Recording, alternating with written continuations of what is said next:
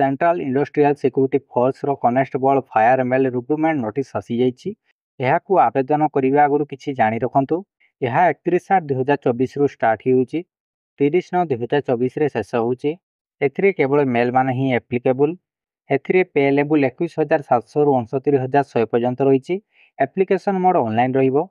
Selection process PET test रहिछि, PST test रहिछि, document verification रहिछि, रिटन एग्जामिनेशन रहिछि एवं मेडिकल एग्जामिनेशन रहिछि।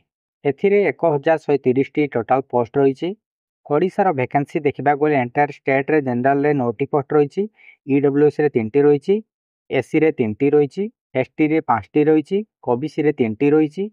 तेबे टोटल एंटायर स्टेट रे 23 टी पोस्ट रहिछि एवं नक्सल एरिया रे जनरल रे 14 टी पोस्ट रहिछि, ईडब्ल्यूएस रे 4 टी पोस्ट रहिछि, एससी रे 11 टी पोस्ट रहिछि, एसटी रे 8 टी पोस्ट रहिछि, ओबीसी रे 4 टी पोस्ट रहिछि। तेबे टोटल नक्सल एरिया रे 41 टी पोस्ट रहिछि। टोटल ओडिशा रे 64 टी पोस्ट रहिछि। एथिरे education qualification +2 qualify in science subject रहिछि। एज लिमिट 18 रु 23 वर्ष रहिछि। Application fee general OBC EWS 100 टंका एवं एससी एसटी ईएसएम फ्री रहिछि।